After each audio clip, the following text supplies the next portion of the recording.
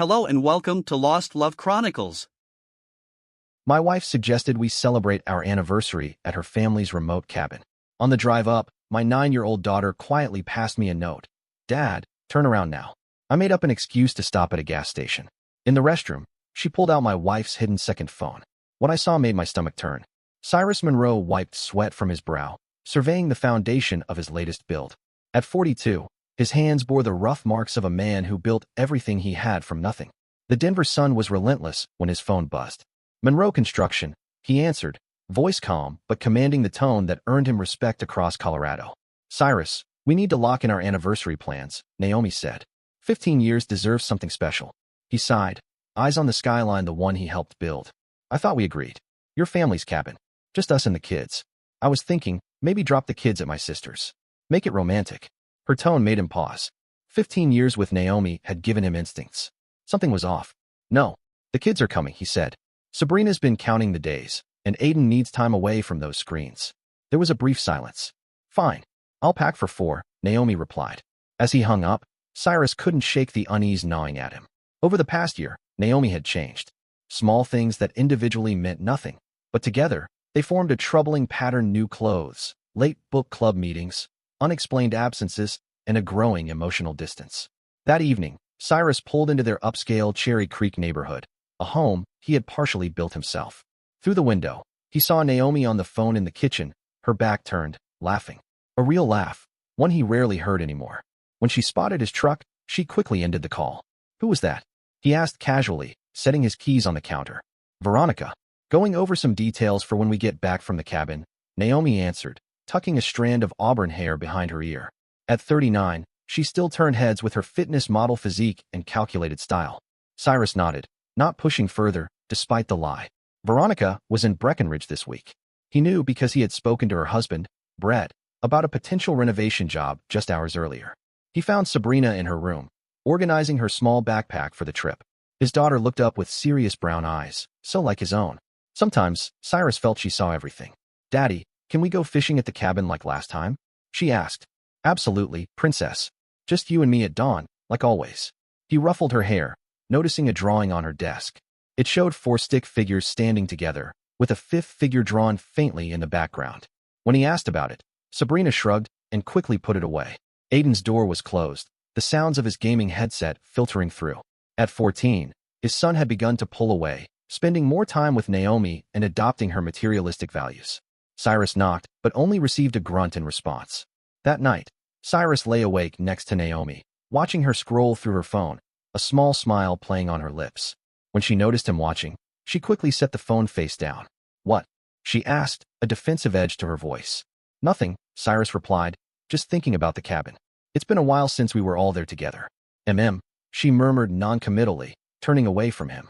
The next morning, as they loaded the SUV for the 3-hour drive to the remote cabin near Grand Lake, Cyrus noticed Naomi making a quick, hushed call from the garage.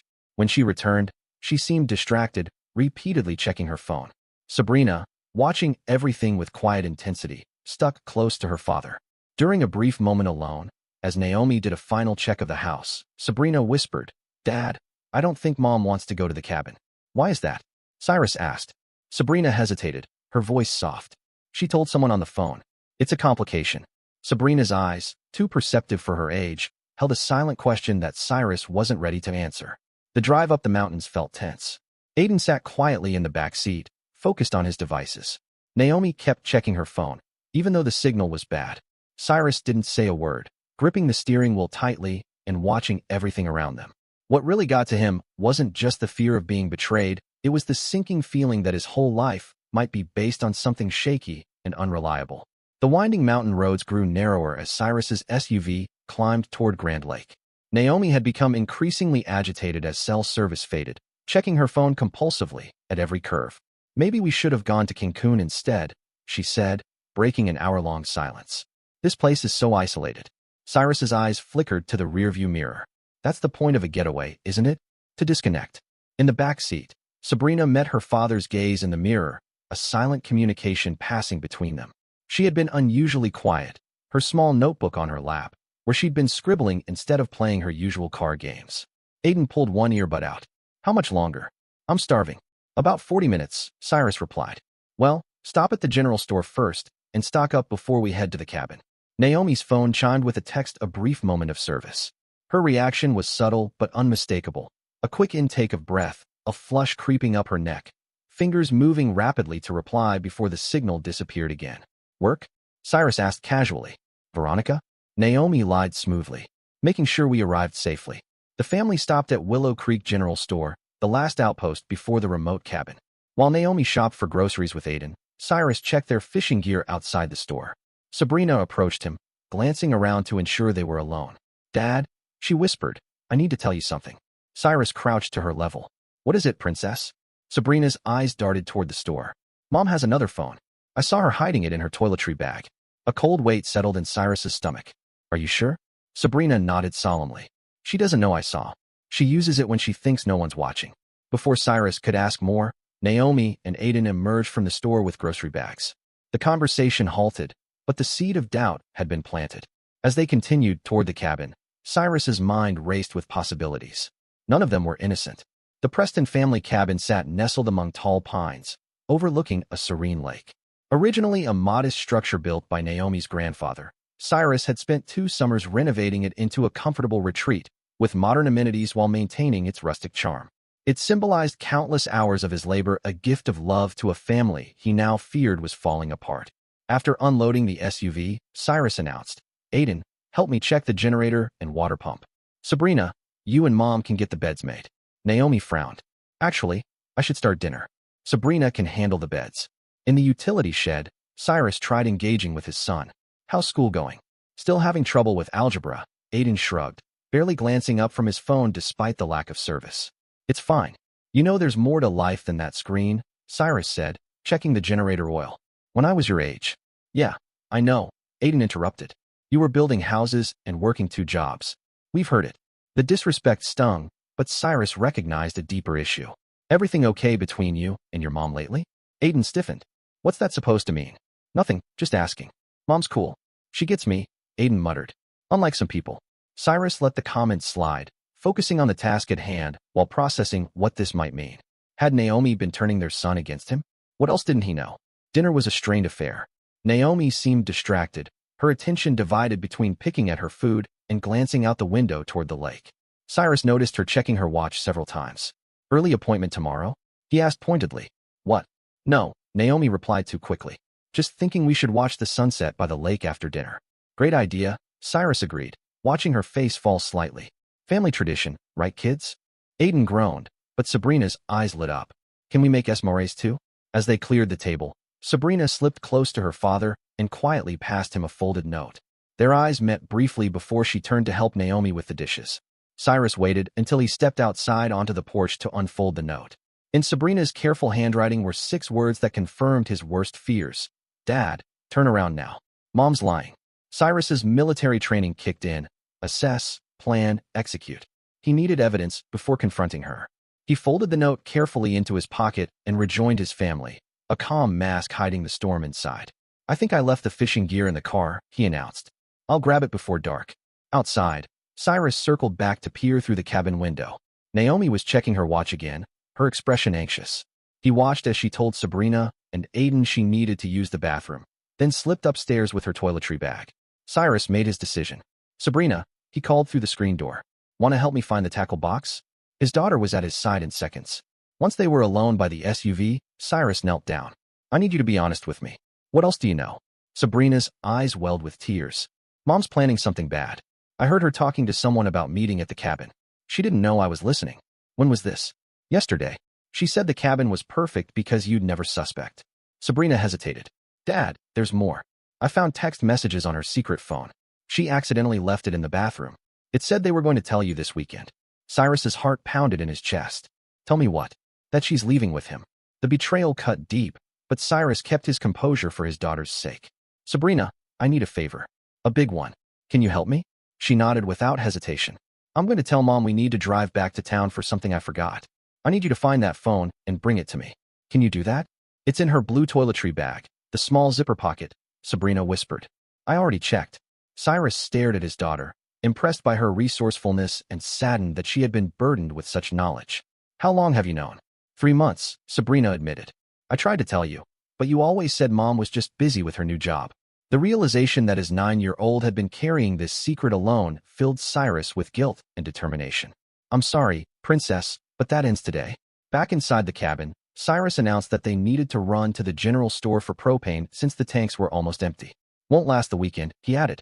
Can it wait until morning? Naomi asked, clearly annoyed. Better safe than sorry. With the night temperatures dropping, Cyrus insisted. Sabrina, want to come along for the ride? As they prepared to leave, Sabrina disappeared upstairs to use the bathroom. Minutes later, she reappeared, giving her father a nearly imperceptible nod. The drive back down the mountain was silent until they were well away from the cabin. Cyrus pulled into the empty parking lot of a scenic overlook. Let me see it, he said quietly. Sabrina reached into her pocket and handed him a small burner phone. I'm sorry, Dad, she whispered. You have nothing to be sorry for, Cyrus reassured her, taking the phone. You did exactly right. The bathroom at the Willow Creek gas station smelled of pine cleaner and neglect. Cyrus locked the door behind them, his hands steady despite the earthquake happening inside him. Sabrina stood watch by the sink as he powered on the burner phone. No password. Naomi hadn't expected anyone to find it. The text messages loaded, revealing months of conversation between Naomi and someone saved simply as R. Cyrus scrolled through them rapidly, each message like a knife twist. Miss you already. 3 more days until freedom. Are you sure he doesn't suspect? Cyrus is clueless, too busy with his precious business to notice anything. What about the kids? Aiden will adjust. Sabrina might be a problem. Too attached to her father. The most recent messages outlined their plan. Raymond Preston, Naomi's brother-in-law and Veronica's husband, would arrive at the cabin tomorrow night while Cyrus took the kids fishing. They would confront Cyrus together, tell him about their 2-year affair, and announce they were leaving together. They'd already secured an apartment in Phoenix. Raymond, the man who had sat at their dinner table, played with their children, and accepted Cyrus's help with renovating his own home. The betrayal was overwhelming. Dad. Sabrina's small voice broke through his shock. Are you okay? Cyrus composed himself, shielding his daughter from the depths of his rage. I'm fine, Princess. You did good. What are we going to do now? Cyrus considered their options. The tactical part of his brain, honed during his years as a Marine and later in his construction business, was already devising a plan. But first, he needed more information. We're going to get some ice cream, he said calmly, pocketing the phone. Then we'll make a plan.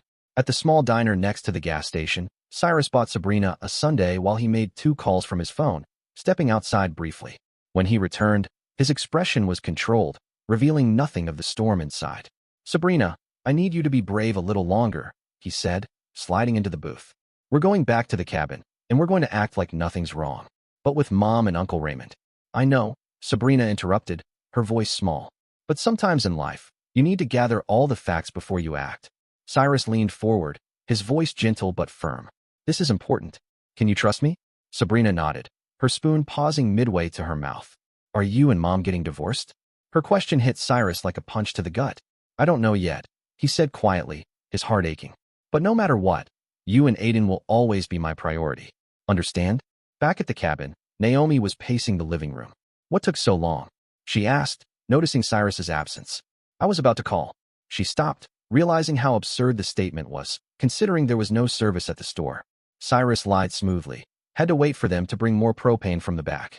That night, Cyrus lay awake beside his wife, listening to her breathing, wondering how many nights she had lain beside him thinking of another man. The woman he'd built his life around, the mother of his children, was now a stranger.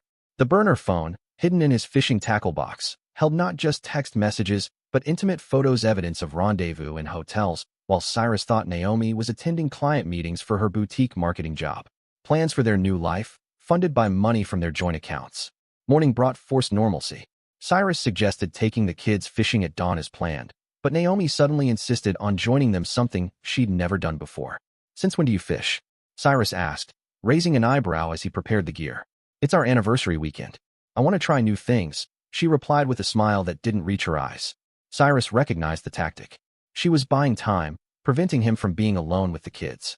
As they walked to the lake, Sabrina stayed close to her father while Aiden trudged ahead, still sullen but at least away from his devices.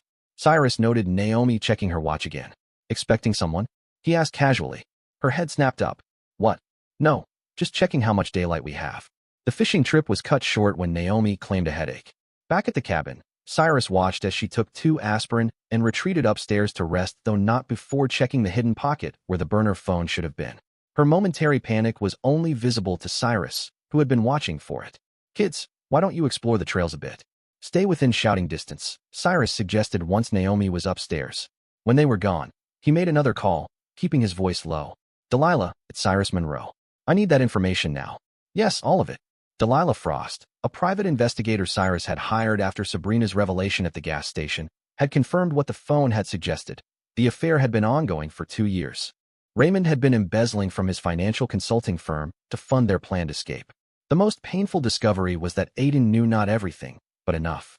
Naomi had been subtly priming him, telling him that Cyrus was controlling, that they deserved better. When the kids returned from their hike, Cyrus pulled Aiden aside. "Son, we need to talk." Aiden immediately tensed, his defiance clear. "About what?" "About why you've been so angry with me. About what Mom has told you." The boy's face went pale. "She didn't tell me anything." "I know about Raymond," Cyrus said firmly. "I know Mom's been talking to you about leaving." Tears welled in Aiden's eyes. "She said, you try to keep us. That you take everything from her." Cyrus kept his anger in check. "Has your mother ever known me to be unfair? To be cruel?" Aiden looked away. "No. I built this family with everything I have. I would never abandon you or your sister," Cyrus said, his voice steady.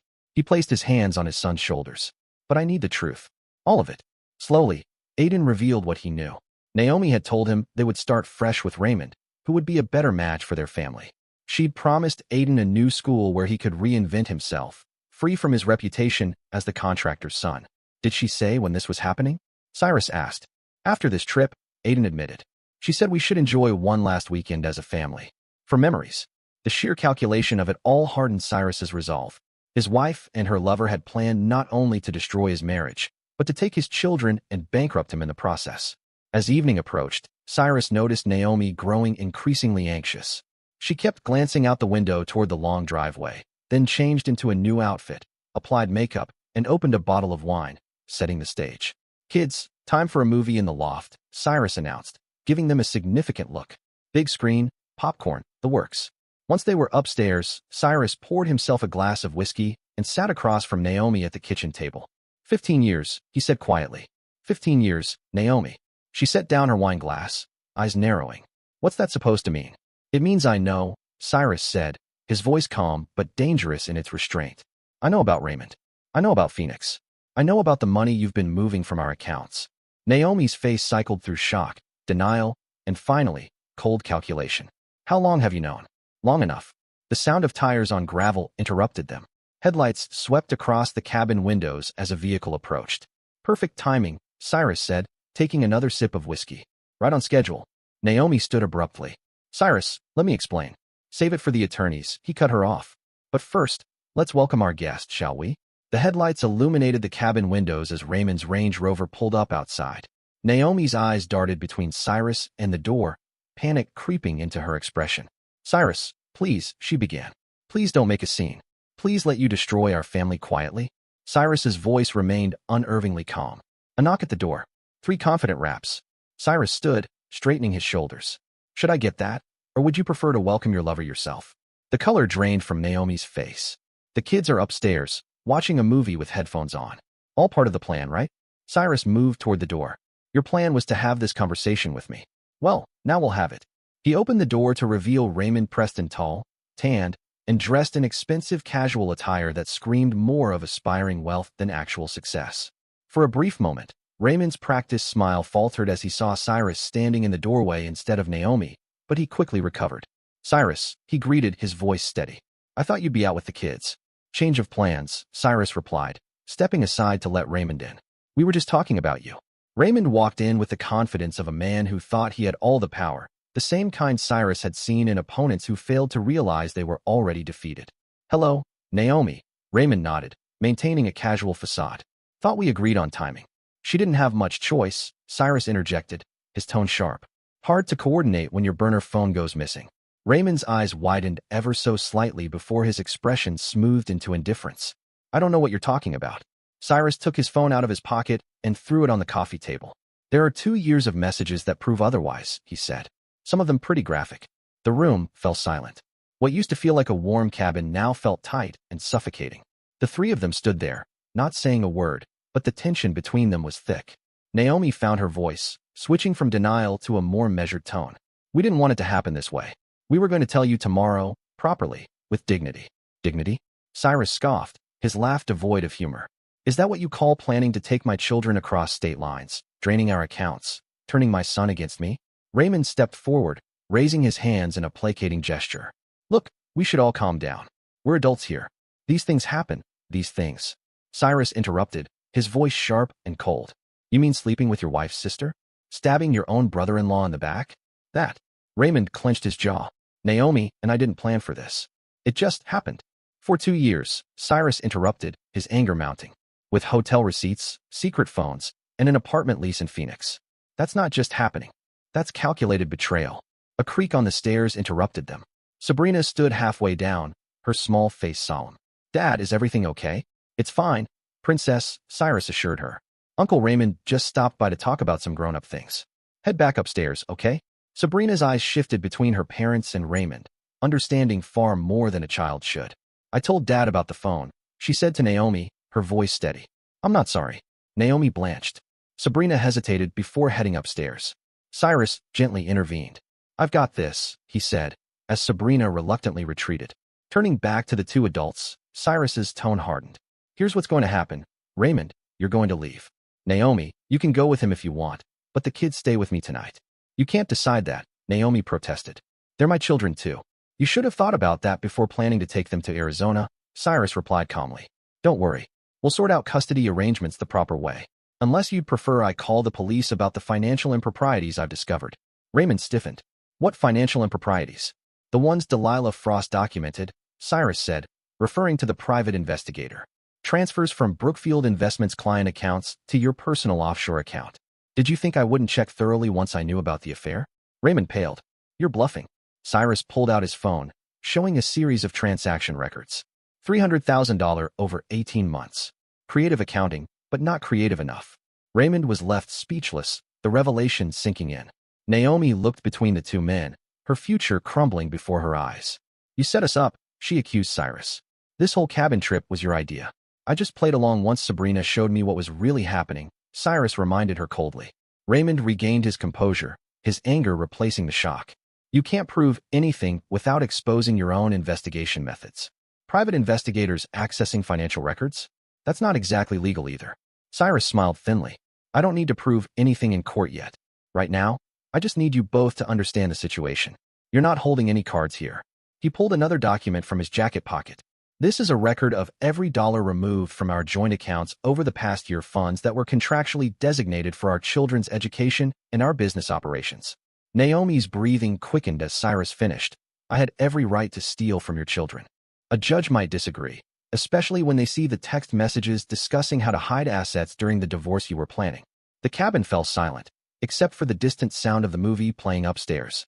Cyrus let the moment stretch, watching Raymond and Naomi exchange panicked glances. What do you want? Raymond finally asked, his voice tight. Tonight, I want you gone, Cyrus stated flatly.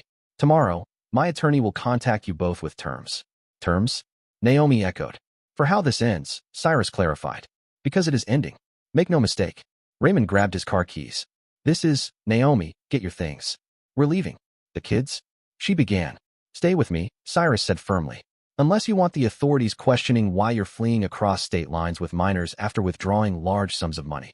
Raymond headed for the door, his earlier confidence shattered. Naomi hesitated, looking up toward where her children were.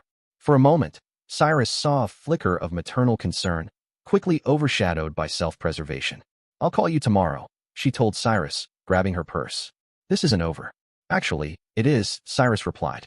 It ended the moment you involved my children in your betrayal. After they left, the cabin felt eerily quiet. Cyrus poured another whiskey and called upstairs. Kids, you can come down now. Sabrina appeared first, followed by Aiden, whose red-rimmed eyes revealed he'd been crying. Where's Mom? Aiden asked, his voice small. She left with Uncle Raymond, Cyrus answered honestly. She needed some time to think. Sabrina climbed onto her father's lap, something she hadn't done in years. Are we staying at the cabin? Cyrus nodded. For tonight. Tomorrow, we'll head home and figure things out. Is Mom coming back? Aiden pressed, confusion and hurt evident in his expression. Cyrus looked his son in the eyes. I don't know, buddy. But no matter what happens between me and your mother, nothing changes how much I love you both. That night, with his children finally asleep, Cyrus sat on the cabin porch, staring at the stars. He'd won the first round, but he harbored no illusions about what was coming. Naomi wouldn't surrender without a fight, and Raymond had too much to lose to back down easily. His phone vibrated with a text from Delilah Frost. Additional information secured. Moving to phase 2 per your instructions. Cyrus texted back a single word: proceed. The real work was just beginning. The drive back to Denver the next day was heavy with unspoken questions. Aiden sat silently in the back seat, headphones on but no music playing, using them as a shield against conversation. Sabrina alternated between watching the mountains pass and studying her father's profile, gauging his composure. Cyrus maintained a steady presence for his children, but his mind raced through the intricate plan he'd set in motion. Delilah Frost had been thorough, uncovering layers of deception that went far beyond the affair. The financial trail Delilah had uncovered revealed something far more calculated than mere infidelity. When Cyrus returned home, he found evidence that Naomi had already removed personal items, clothes, jewelry, mementos. She'd been preparing for this split much longer than he'd realized. What surprised him, though, was finding the custom suit he had ordered for their anniversary still hanging in the master bedroom closet, the one she had insisted he purchase. Next to it was a bag containing the dress she'd asked him to buy her as a gift, props for a performance that would never take place. Cyrus called his longtime friend, Liam Daniels, arranging for the children to spend the afternoon with his family while he took care of some urgent business. Liam, a former Marine who had served alongside Cyrus before they both entered civilian life, immediately grasped the gravity of the situation. "How bad?" Liam asked when he arrived to pick up the kids. "Worse than I thought," Cyrus replied quietly, making sure Aiden and Sabrina were out of earshot. "I need a few hours to set things in motion." Liam clapped him on the shoulder. "Whatever you need. Angela will keep the kids distracted with the new pool." Once alone, Cyrus reached out to his attorney, Brandon Wells, who arrived within the hour with a thick folder of documents. Brandon wasn't just Cyrus's lawyer. He was a strategic partner in several business ventures, a man who understood that legal battles were won before they ever reached a courtroom. "Delilah sent everything over this morning," Brandon said, spreading papers across the dining room table. "It's a mess, Cyrus, but it gives us leverage." The documents revealed that Raymond had been systematically embezzling from his investment clients for nearly 3 years, longer than the affair had been ongoing. Even more disturbing was the evidence that Naomi had been actively assisting him in laundering money through shell companies registered under variations of her maiden name. The money they had taken from Cyrus's joint accounts was just the surface. "They were using your business reputation as cover for something bigger," Brandon explained, showing Cyrus transaction records. Cyrus's expression hardened as he examined the paperwork. "They were planning to frame me if things went south." Brandon nodded grimly. "These duplicate contracts with your company letterhead, but subtle differences in the terms? Classic setup for fraud allegations. If their plan had worked, you'd be fighting criminal charges while they disappeared with the assets and the kids." The realization that his wife had not only betrayed their marriage but had actively participated in setting him up for financial ruin and potential imprisonment ignited something cold and methodical in Cyrus's mind. "Options?" he asked simply, as he outlined several approaches, from immediate legal action to more strategic countermeasures. "The problem is, going public means exposing everything, including their fabricated allegations against you," Brandon explained. "The investigation alone could damage your business reputation, and the kids would be caught in the crossfire." Cyrus thought about how Aiden was already struggling, and before they could continue, they were interrupted by the doorbell. When Cyrus answered, he found Veronica Preston standing on his doorstep, her face a mixture of fury and anguish. "Where's he?" she demanded, pushing past Cyrus into the foyer. "Where's my husband?" Cyrus led her into the living room and offered her a seat, but she refused. "I assume you figured it out." "Figured out that my sister and my husband have been." Veronica couldn't finish the sentence. "Raymond didn't come home last night, and Naomi's not answering my calls. Then I found records of an apartment lease in Phoenix with both their names." "When did you discover this?" Cyrus asked, studying Veronica closely. "This morning," Veronica replied, her voice breaking. "I came straight here. I thought maybe it was a mistake, that there was some explanation." "There isn't," Cyrus interrupted gently. "It's been going on for 2 years, Veronica. I only confirmed it myself yesterday." Veronica collapsed onto the sofa, her composure crumbling. 2 years? How could I not have seen it?" "We see what we expect to see," Cyrus said, pouring her a glass of water. "The question is, what do you plan to do now?" Her eyes met his, sudden understanding dawning. "You're not just letting them get away with this."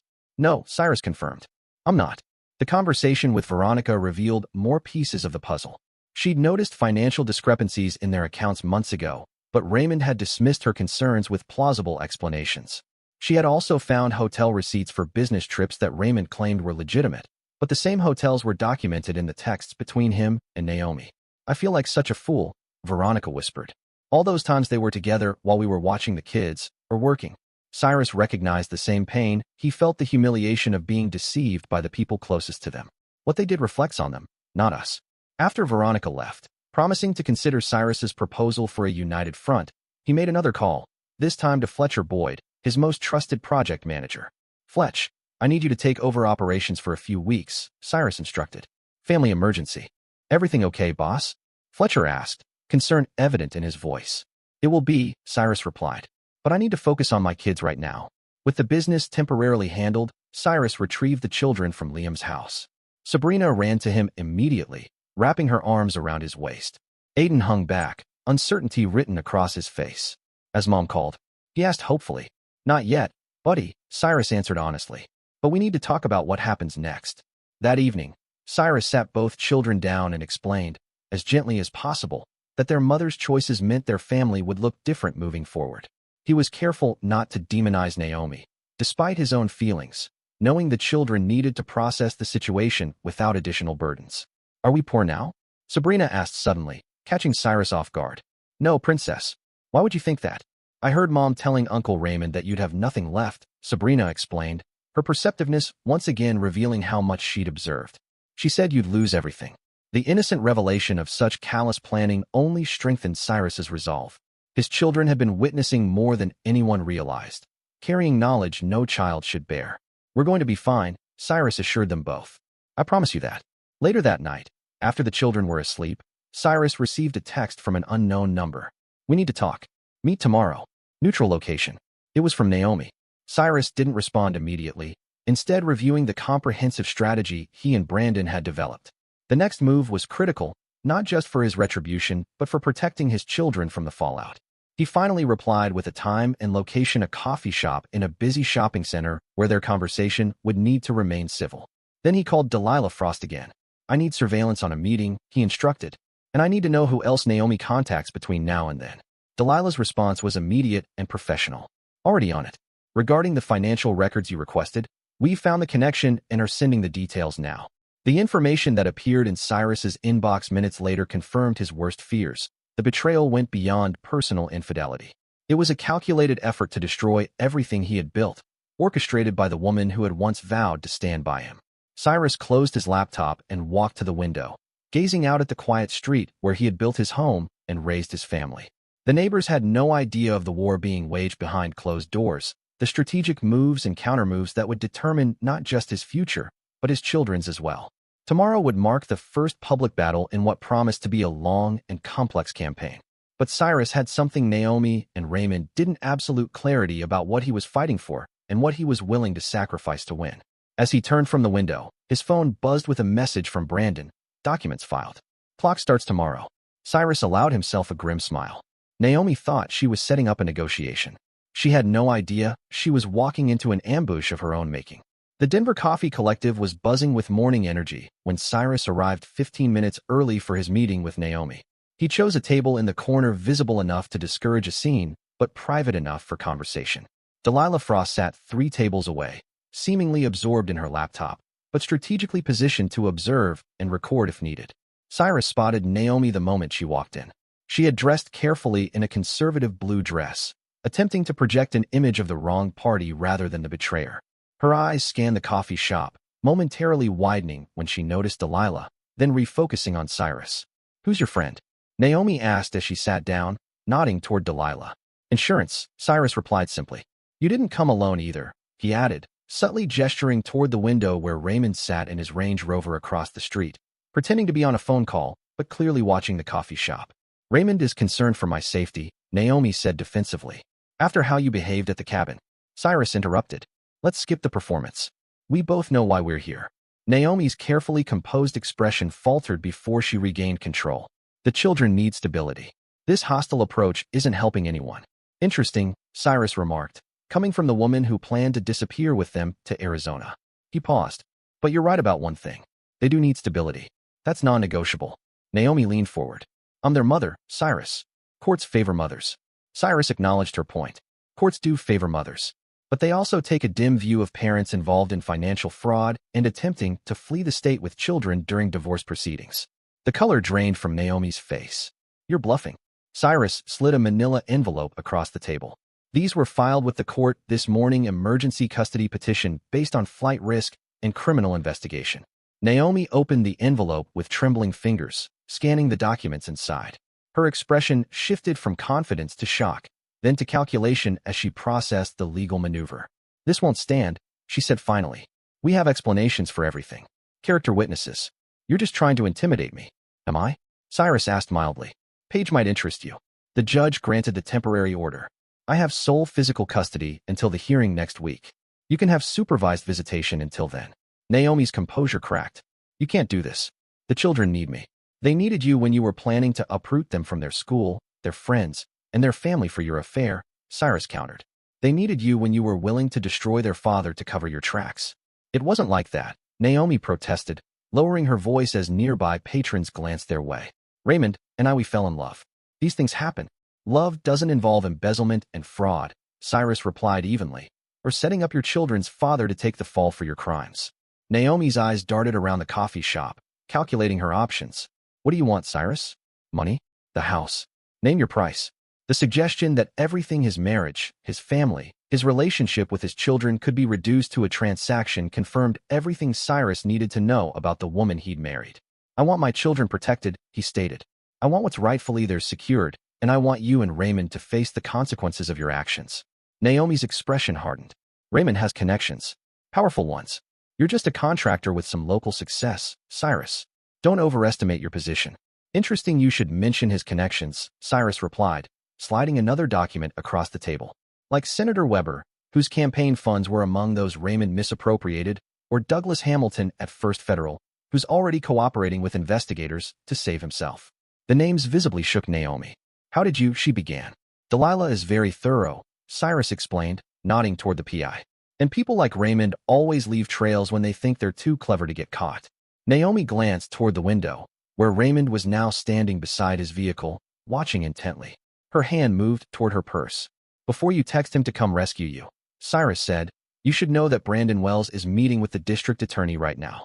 The only question is whether you're going down with Raymond or cutting a deal. A deal? Naomi repeated, her attention suddenly focused. Cyrus laid out his terms.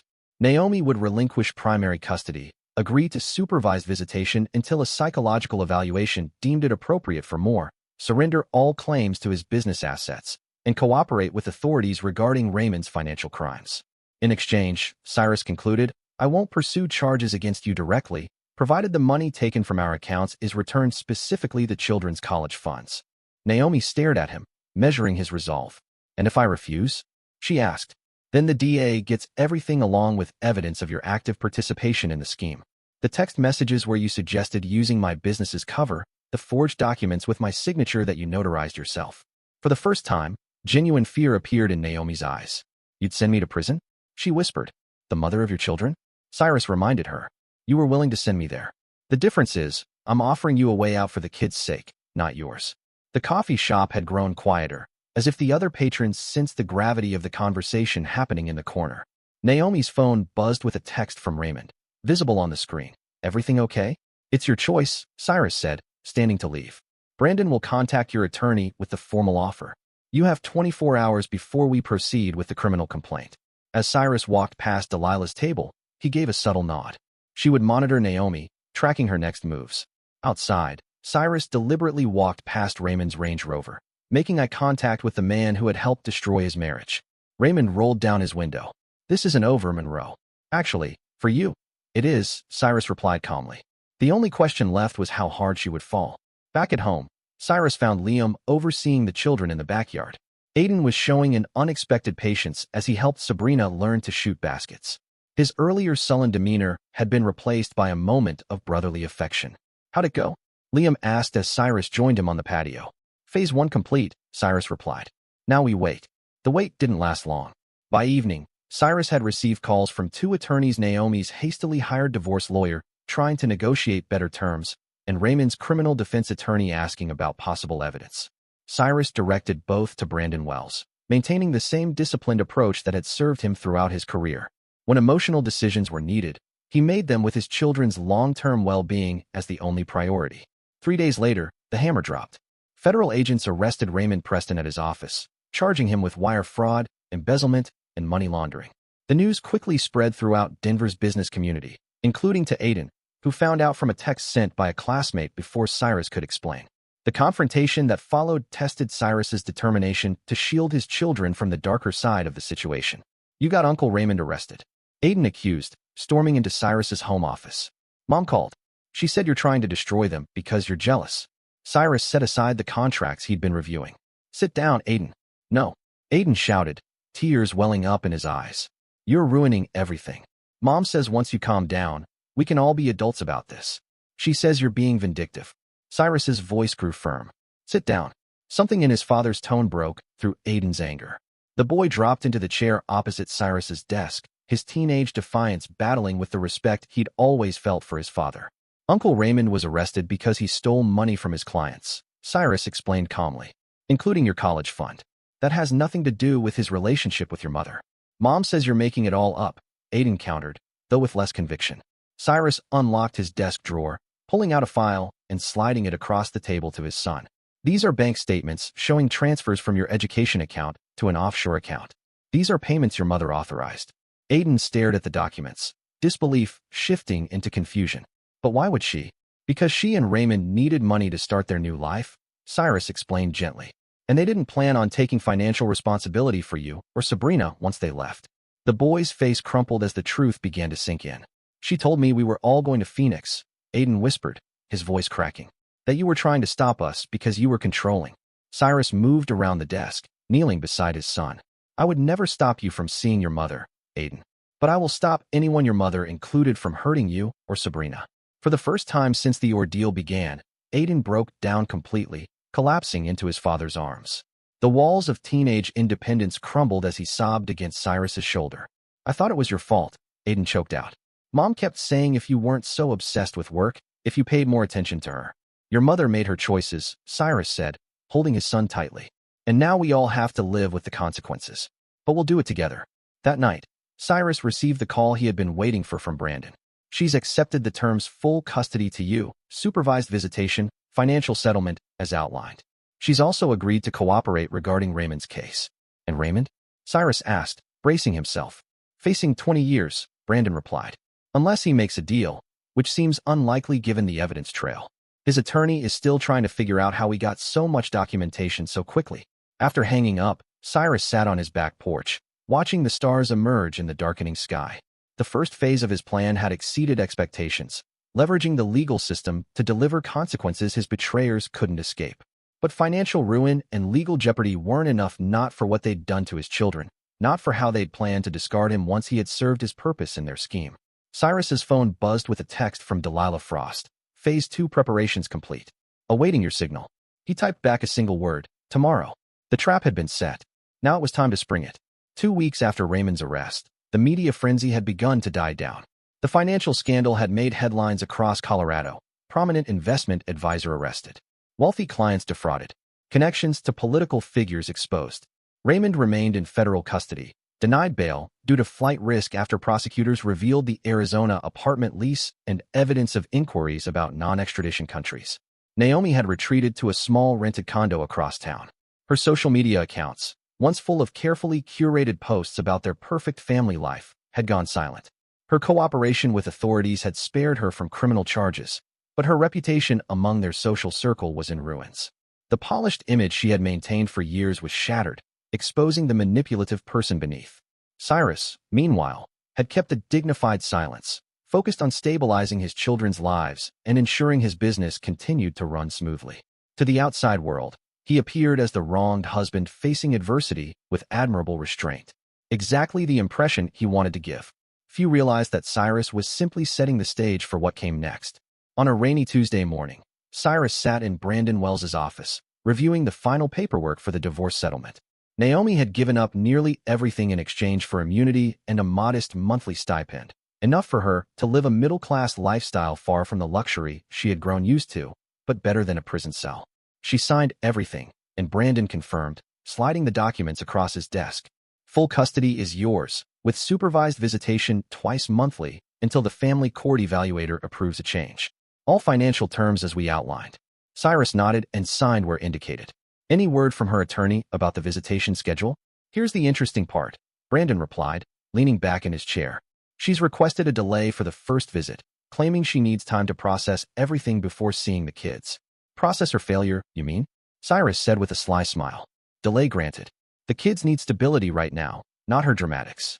After concluding the meeting, Cyrus drove to a nondescript office building on the outskirts of Denver, where Delilah Frost ran her investigation firm. Contrary to her online profile, her actual operation occupied the entire top floor, a sophisticated command center staffed by former intelligence and law enforcement professionals. The final surveillance reports, Delilah said without preamble as Cyrus entered her private office. She slid a tablet across the desk, displaying photos of Naomi meeting with various individuals over the past 2 weeks. She's reached out to 7 of Raymond's former associates, all of whom declined further contact after their initial meetings. She's looking for leverage, Cyrus observed as he scanned the images. Or money, Delilah added. Most interesting is this one, she said, swiping to a photo of Naomi with an older, well-dressed man outside an upscale restaurant. Gerald Hoffman, a real estate developer with ties to the same political circles Raymond used to exploit. Has she made any progress with him? 3 meetings so far, Delilah confirmed. Our sources indicate she's offering information in exchange for help. Cyrus's expression remained neutral. Information about what? About you. Delilah pulled up an audio file. We managed to capture portions of their last conversation. She's suggesting she has evidence that you were complicit in some of Raymond's schemes, saying you turned on them when you discovered the affair, but were originally a willing participant. The recording played, and Naomi's voice came through clearly. He knows more than he's admitting.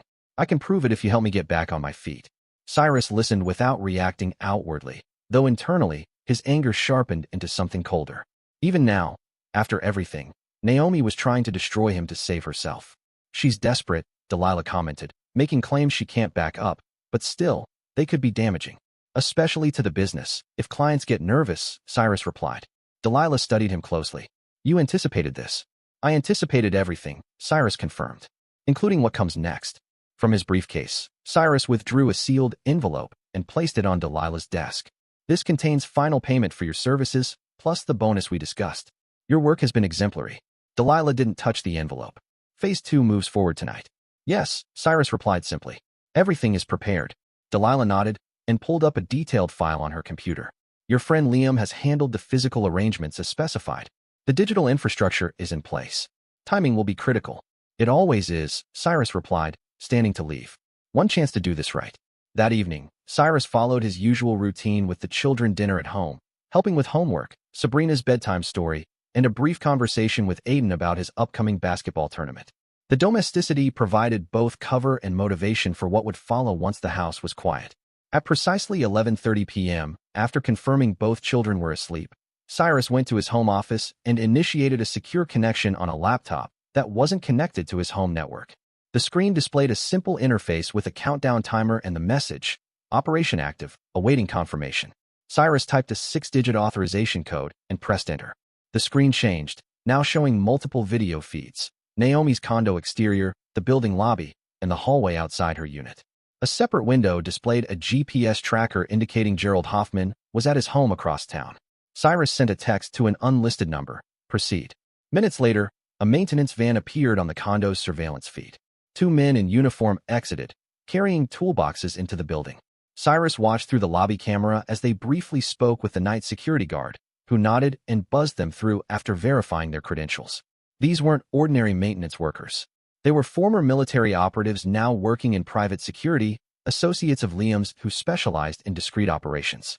Their goal tonight wasn't theft or violence, but something far more valuable information. For 45 minutes, Cyrus monitored their progress through the surveillance system, watching as they executed a flawless entry into Naomi's condo while she was out meeting friends. Delilah had confirmed the gathering would last until at least 1 a.m.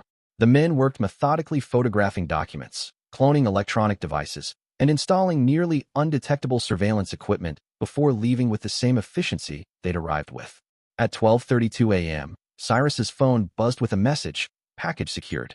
By morning, Cyrus had full access to everything: Naomi's new email accounts, text messages, financial records, and most importantly, the fabricated evidence she intended to use against him. The documents were clearly altered versions of legitimate business contracts from Cyrus's company, tampered with to implicate him in Raymond's crimes. What Naomi hadn't realized was that the original, unaltered versions of those contracts were stored in blockchain-verified digital vaults, securing their authenticity with timestamps. Her sloppy forgeries would only incriminate her further if she attempted to use them. But Cyrus had no intention of waiting for that to happen. The information gathered completed his strategy, including details of Naomi's upcoming meeting with Gerald Hoffman. She planned to present her false evidence in exchange for financial support to restart her life. At 7:30 a.m., Cyrus called Liam. "It's time for the final phase. Are your people ready?" "On standby," Liam confirmed. "Delilah sent over the intel package this morning. Clean operation, just like we planned." "Good," Cyrus replied. "Execution begins tomorrow at 4 p.m. Liam hesitated before asking, "Are you sure about this, Cyrus?" "They crossed that line first," Cyrus interrupted, his voice cold with finality. "When they tried to steal my children's future, when they plotted to frame me for their crimes, when they betrayed everything I built." "Understood," Liam acknowledged. "We'll be ready." That afternoon, Cyrus attended Aiden's basketball game, cheered at Sabrina's dance recital, and hosted a small birthday celebration for her with a few of her school friends. To anyone watching, he was simply a devoted father, rebuilding his family's life after betrayal, not a man orchestrating an elaborate trap, preparing to close in on those who had wronged him. As he tucked Sabrina into bed that night, she asked the question that had hung in the air between them. "Dad, is Mom ever coming back home?" Cyrus smoothed her hair gently. "No, princess. Mom has made different choices for her life now." Sabrina considered this with a seriousness beyond her years. "Is it because she loves Uncle Raymond more than us?" The question struck Cyrus like a blow, exposing the raw wound beneath his calm exterior. "Your mom loves you, Sabrina," he said softly. "She just made mistakes that can't be undone. Like when I broke your special picture frame and tried to hide it." Cyrus smiled sadly. "Bigger mistakes than that. Adult mistakes." Sabrina nodded as though this explanation satisfied her. "I'm glad you're not going anywhere, Daddy." "Never," Cyrus promised, kissing her forehead. "Not ever." After both children were asleep, Cyrus returned to his home office. The surveillance feeds from Naomi's condo showed her pacing anxiously while on the phone. The directional microphones from the previous night captured her conversation clearly. "Tomorrow at 4 o'clock, Gerald." "Yes, I have everything prepared." "No, Cyrus has no idea. The documents prove he knew everything Raymond was doing." "Yes, enough leverage to force a renegotiation of the settlement." Cyrus allowed himself a cold smile as he activated the final protocol on his secure laptop. A countdown timer appeared, 18 hours and 24 minutes, counting down to tomorrow afternoon. The spider had spun his web. Now it was time for the flies to become entangled. The Athletherton Hotel's lobby radiated timeless elegance: marble floors, mahogany paneling, and discreet staff who instinctively recognized wealth and power without needing to be told. At 3:45 p.m., Cyrus settled into one of the high-backed leather chairs, positioning himself perfectly to observe both the main entrance and the elevators leading to the private meeting rooms upstairs. His tailored charcoal suit projected the image of a successful businessman, a persona he rarely embraced but could effortlessly adopt when needed. A folded Wall Street Journal sat untouched beside him. His focus was on the hotel's revolving door. At precisely 3:52 p.m., Naomi entered. She had dressed carefully for the occasion in a conservative navy dress, understated jewelry, and a hairstyle meant to project competence rather than her usual calculated glamour.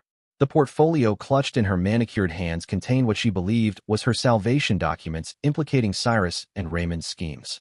Cyrus watched as she approached the reception desk to confirm her meeting with Gerald Hoffman in Executive Suite 3. The receptionist directed her to the elevators with practiced politeness. Naomi didn't notice Cyrus as she passed within 15 feet of him, her mind focused on rehearsing her pitch. Once she entered the elevator, Cyrus checked his phone. A secure messaging app displayed an update from Liam. "All assets in position. Hoffman arrived through the service entrance 10 minutes ago." Cyrus responded, proceeding as planned. At 4:10 p.m., Cyrus took the elevator to the third floor. Nodding at the plainclothes security officer station near the emergency exit, another one of Liam's associates, ensuring everything unfolded smoothly. The hallway was empty except for a maintenance cart strategically placed outside Executive Suite 3.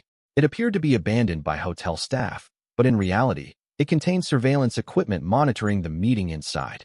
Cyrus approached the suite, withdrawing an electronic key card provided by the hotel's head of security, a former client who owed him a significant favor.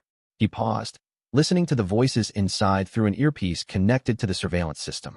These documents clearly show Cyrus Monroe's signature authorizing transactions related to the diverted funds. Naomi's voice was confident. He was fully aware of Raymond's activities, but turned on him when he discovered our relationship. Gerald Hoffman's response was measured, skeptical.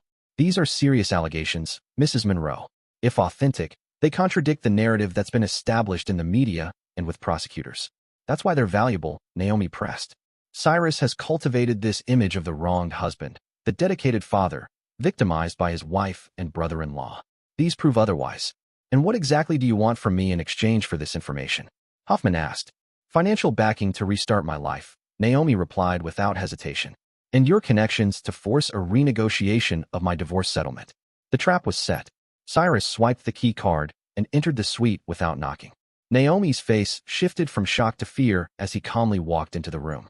Hoffman, a silver-haired man in his 60s with the weathered features of someone accustomed to power, displayed only mild surprise. I believe I'm right on time, Cyrus said pleasantly, as if he had been invited. Naomi, he added. Naomi gasped, instinctively gathering the documents spread across the table. How did you? Mr. Hoffman and I have mutual interests, Cyrus interrupted, extending his hand to the older man. Thank you for arranging this meeting. Hoffman stood and shook Cyrus's hand firmly. Mr. Monroe, your reputation precedes you. Naomi looked between the two men, comprehension dawning slowly. You know each other? Not personally. Until today, Cyrus clarified, taking a seat at the table. But Mr. Hoffman contacted my attorney yesterday after you approached him with your proposition, Cyrus said, his voice calm but unwavering. The color drained from Naomi's face. Gerald, whatever he's told you. Hoffman raised a hand, silencing her. I've known Thomas Preston, Raymond's father, for 30 years. When his daughter-in-law came to me claiming to have evidence that contradicted everything the authorities have established, I did my due diligence. This is a setup, Naomi accused, standing abruptly. I'm leaving. I wouldn't, Cyrus advised, his tone cool. Not unless you want to explain those forged documents to the FBI agents waiting for you in the lobby. As if on cue, Cyrus's phone buzzed with a message from Delilah, federal agents on standby. Evidence package delivered. Naomi sank back into her chair, her face pale as the reality of her situation began to sink in. You planned this. I planned for everything, Cyrus corrected, including your attempts to frame me after securing your immunity deal. Hoffman leaned forward. Mrs. Monroe, I agreed to this meeting not to help you, but to understand the full extent of the situation affecting a family I've known for decades. What I've seen today confirms everything Mr. Monroe told me. What's that? Naomi challenged.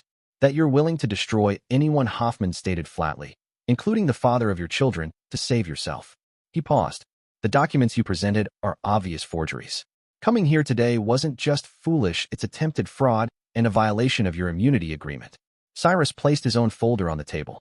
These are the original blockchain-verified contracts, with immutable timestamps. Alongside them are records of your activities since Raymond's arrest, including your meetings with his former associates and your explicit statements about fabricating evidence against me. Naomi's facade finally shattered. What do you want from me? She asked, her voice faltering. Haven't you taken enough? I've taken nothing that wasn't rightfully mine, or our children's, Cyrus replied, his voice devoid of emotion. But you're right. This meeting isn't about taking more. It's about ensuring you understand your position moving forward. He slid a document across the table, an amended custody agreement, with terms even more restrictive than the original. You'll sign this now, relinquishing all visitation rights until a court-appointed psychiatrist certifies that you're no longer a harmful influence on our children. You'll also sign a sworn affidavit confirming that the documents you presented today are forgeries created solely by you. And if I refuse? Naomi asked, though her voice lacked conviction. Then Mr. Hoffman will testify about this meeting. The federal agents downstairs will receive the evidence of your attempted fraud, and your immunity deal will be voided, Cyrus stated matter-of-factly. You'll join Raymond in federal custody by nightfall. Hoffman stood, buttoning his suit jacket. I've seen enough, Mr. Monroe. I'll leave you to conclude your business. My statement has been recorded as agreed. He nodded toward a small device on the table, disguised as a pen holder. After Hoffman left, Cyrus and Naomi sat in silence for several moments. The woman who had once shared his bed for 15 years now looked hollow, her makeup unable to hide the growing lines of stress and fear. You've thought of everything, she finally said, her hands trembling as she reached for the documents. Not everything, Cyrus replied. I never thought you'd try to take my children from me. I never thought you'd try to destroy everything I built. Those were your innovations. As Naomi signed the papers, tears finally breaking through her composed exterior, she asked the question that had clearly been haunting her. Did you ever love me, Cyrus? Really love me? Cyrus paused, contemplating the question. I loved who I thought you were. But that person never existed. Once the documents were signed, Cyrus gathered them into his briefcase. The agents downstairs will escort you home. Your belongings will be delivered to your sister's house in Greenwich tomorrow. You're not to return to Denver without written permission from the court. Veronica won't take me in, Naomi protested. Not after everything.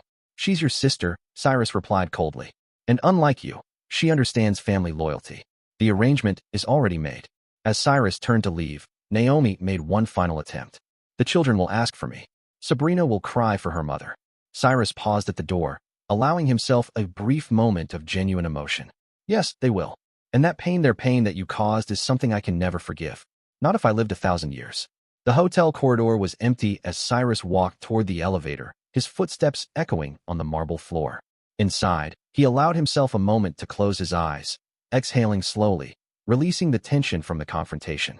When the elevator doors opened to the lobby, he was composed again. Delilah Frost was waiting near the entrance, pretending to review documents on a tablet. As Cyrus approached, she stepped beside him without acknowledging him directly. Raymond received the evidence package at the detention center an hour ago, she murmured.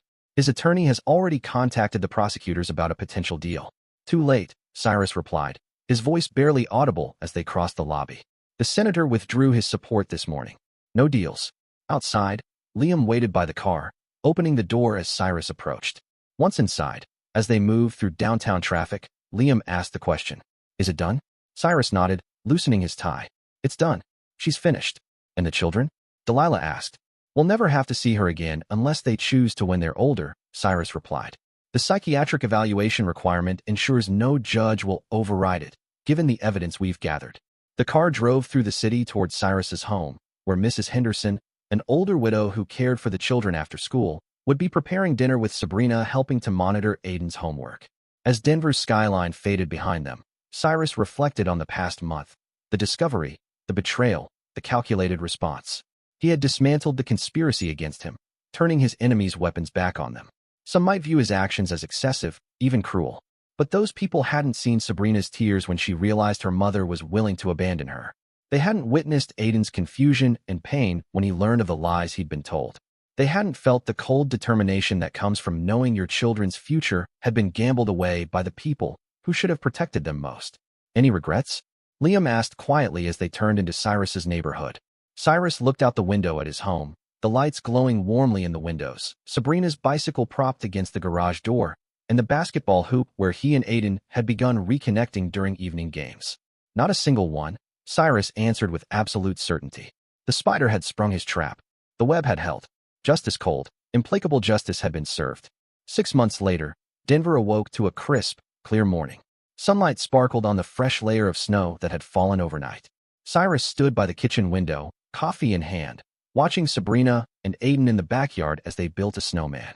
Their laughter floated through the glass, an increasingly familiar sound as the wounds of betrayal slowly began to heal. The doorbell rang, signaling the arrival of Brandon Wells for their quarterly review. Cyrus greeted his attorney with a firm handshake and led him to the home office, where financial reports and legal documents were already laid out on the desk. The business is thriving, Brandon noted, scanning the documents. 3 major contracts signed since the start of the year. Looks like the scandal didn't hurt your reputation after all. If anything, it helped, Cyrus replied, settling into his chair. Clients respect clarity. They know I don't tolerate dishonesty at any level. Brandon nodded, then turned to more personal matters. Raymond's sentencing is next week. Prosecutors are recommending the maximum 25 years given the scope of the fraud and the number of victims. Good, Cyrus said without hesitation. And Naomi, Brandon continued, she's still living with Veronica in Greenwich. The court-appointed psychiatrist submitted his 3rd report yesterday. He slid a folder across the desk. He still advises against reinstating visitation. Notes her continued refusal to accept responsibility or acknowledge the emotional damage to the children. Cyrus read the summary without expression, though inside, he felt a grim satisfaction. The carefully constructed system was delivering the results he had engineered. She's filed for another hearing, Brandon added. Judge Winters denied it. He made it clear he needs to see substantial behavioral change before even considering a revision to the custody agreement. Which won't happen, Cyrus said, not while she's still in contact with Raymond through intermediaries. Brandon raised an eyebrow. Delilah's still monitoring? Some things are worth the cost, Cyrus said flatly. The children's safety isn't negotiable. After wrapping up the meeting, Cyrus walked Brandon to the door.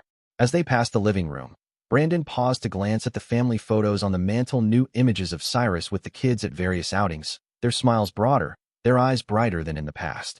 You've rebuilt well, Brandon remarked. Not many could have steered this outcome from such a wreck. Cyrus's expression didn't change. I protected what mattered. Nothing more. Once Brandon had gone, Cyrus stepped into the backyard to join the children. Sabrina immediately pulled him into their snowman project, instructing him to find proper sticks for arms while Aiden focused on shaping the snowman's head. Dad, can we invite Uncle Liam and his family for dinner tonight? Aiden asked. His relationship with Cyrus had deepened over the past months. The distant, withdrawn boy had become engaged and eager for his father's attention. Sure, Cyrus said, helping to lift the snowman's head into place. I'll give him a call once we finish this masterpiece.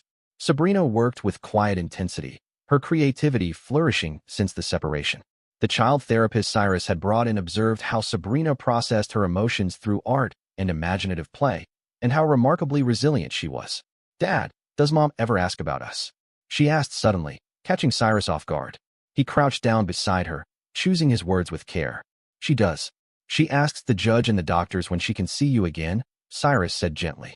But she doesn't call, Sabrina noted quietly, or send letters. The court has rules about that right now, Cyrus explained, maintaining the careful story he had built for her. Remember what Dr. Martinez said? Mom has to get better first. Sabrina nodded thoughtfully. Like when you're sick and have to take all your medicine before you can go back to school. Something like that, Cyrus replied, grateful for her understanding.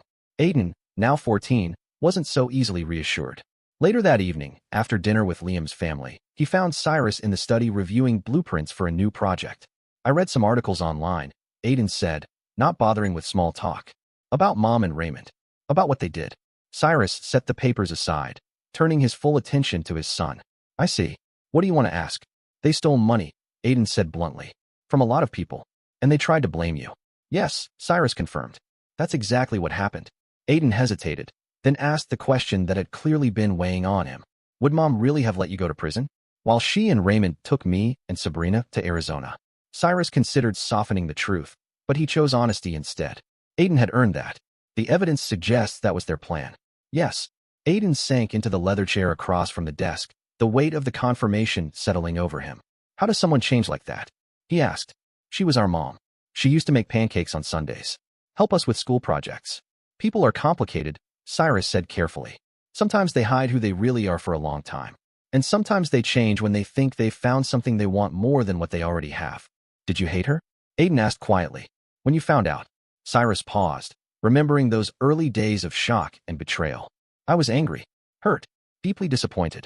But mostly I was focused on protecting you and Sabrina. By making sure she couldn't see us anymore. By making sure she couldn't hurt you anymore, Cyrus corrected gently. There's a difference. Aiden nodded slowly. I used to be mad at you. Thought it was your fault. That you broke up our family. That you made Mom leave. I know, Cyrus said. That's a normal way to feel. Aiden looked him in the eyes. But you didn't break anything. They did. The quiet statement, delivered with the blunt clarity only a teenager could offer, hit Cyrus harder than he expected. For months, he had carried out his response with ruthless precision, never allowing himself to fully process the emotional wreckage left behind.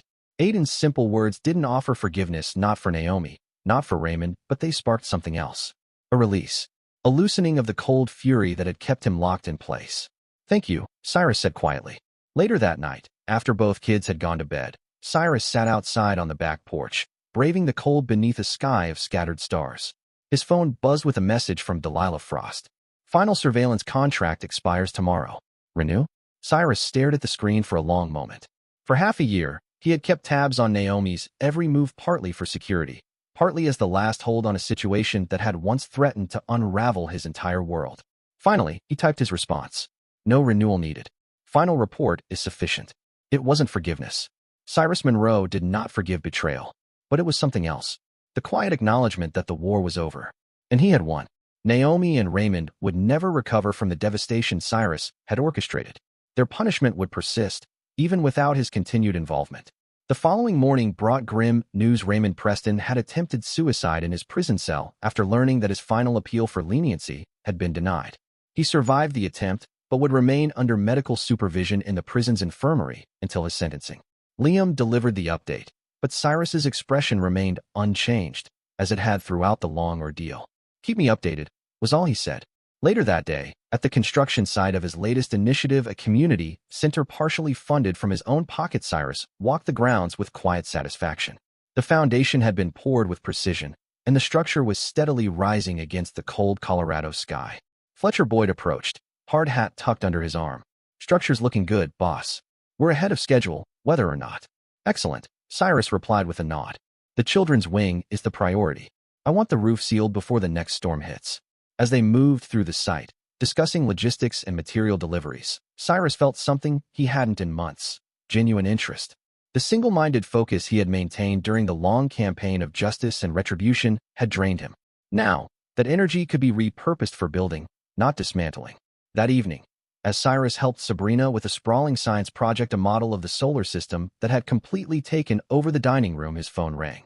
Seeing Veronica Preston's name on the screen, he stepped into the hallway, immediately alert. Her voice was tense. "I thought you should hear this from me first. Naomi's gone." "Gone where?" he asked sharply. "No one knows," Veronica replied. "She left a note. Said she couldn't live with what she'd done. Took her passport and what cash she had saved. Police are looking, but—" Cyrus absorbed the information quickly, assessing the legal implications, the potential disruption to the custody and psychiatric determinations he had fought to cement. "When did this happen?" "Last night," Veronica said, after she found out about Raymond's suicide attempt. "I've already informed the court through her attorney." The call ended, and Cyrus remained still in the hallway, the weight of the news settling in. Naomi's disappearance wasn't a triumph. It wasn't a defeat either. It was simply the end. "Dad," Sabrina called from the dining room. "I need help with Neptune's rings." Cyrus returned, leaving thoughts of Naomi behind, focusing on the daughter who stood before him, glue stick in hand. In the weeks that followed, life gradually settled into new rhythms. Police classified Naomi as a missing person, though no evidence of foul play was found. International border records later confirmed she had crossed into Mexico before vanishing, likely using the false IDs Raymond had once arranged for their aborted escape. Cyrus broke the news to the children as gently as possible, presenting it not as abandonment, but as another result of their mother's unresolved struggles. With the help of the family therapist, Sabrina and Aiden processed their emotions, while Cyrus remained a constant, steady, present, and unshakable. Exactly 1 year after the trip to the cabin that had shattered their old lives, Cyrus stood in his backyard watching his children laugh and play with neighborhood friends. A barbecue crackled on the patio, where Liam and his wife manned the grill. Friends, neighbors, and colleagues mingled over drinks and laughter. Delilah Frost appeared quietly at his side, a rare appearance for the typically reserved investigator.